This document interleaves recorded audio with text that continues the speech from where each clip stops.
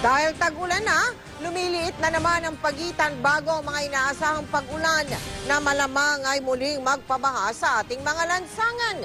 Kaya ang pinagtutunan ngayon ng pansin, ang ilang estero na bukod sa barado ng basura ay binarahan din ng mga tao. Mula sa Maynila, nakatutok live si Mav Gonzales. Mav, umuulan ba rin dyan ngayon? Mel, ngayon maliwalas ang panahon dito sa Maynila pero kaninang hapon medyo paambon-ambon, no? At dahil nga para makapaghanda sila sa tag-ulan at makaiwas sa baha, kanina naglinis ng mga estero dito sa lungsod. Halos wala nang maaninag sa labas ng gusaling ito sa Makati dahil sa buhos ng malakas na ulan. Kuha ito ng isang news scooper kaninang alas 11 ng umaga. Ang mga pagulan sa Metro Manila dahil sa habagat na hinahatak ng bagyong Esther. At ngayong pumasok na ang panahon ng tag-ulan, kailangan bantayan na rin ang mga baradong estero na nagiging sanhi ng pagbaha.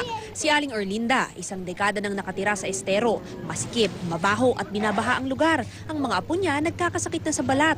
Alam naman daw nila ang mga peligro pero wala daw silang malipatan. Delikado nga ho dito. Kaso pag nagbaba hanggang dito, pupunta kami sa taas. Saan ho kami titira?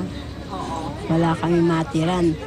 Saka wala pa ho kami pang-upa. Yung pinakamalaking dahilan daw kung bakit nagbabaha dito sa Metro Manila ay dahil yung mga estero natin barado sa basura at yung ilan kagaya nitong Estero de Vitac, merong mga nakatira doon sa mismong waterway. Kaya ang gusto sana ng gobyerno ay ilipat sila dahil hindi rin naman maganda para sa kalusugan na tumira sa ganitong lugar. Lahat naman ng esteros interconnected eh. Hanggat pinagtatapon ng basura, hindi lang doon sa mga areas na yon, ay talagang hindi mayaangat yung estado ng mga estero. Pero hindi lahat ng estero sa Maynila puno ng basura. Kanina umaga, inikutan ng MMDA at Pasig River Rehabilitation Commission ang Estero de Valencia at Estero de Sampaloc sa San Miguel, Maynila. Isang taong nirehabilitate ang dalawang estero na mahigit 1.5 kilometro ang haba pag pinagsama. Inayos at tinaniman ng halaman ang mga gilid. Nirelocate na rin ang mahigit 300 pamilyang dating nakatira sa waterways. Ang maganda, mismo mga taga rito na rin ang araw-araw naglilinis ng harap bahay nila. Ang target ko is ma-maintain yung linis kasi kami din yung number 1 affected by it. At especially pag rainy season na may baha, may dumi, syempre sa amin din pupunta.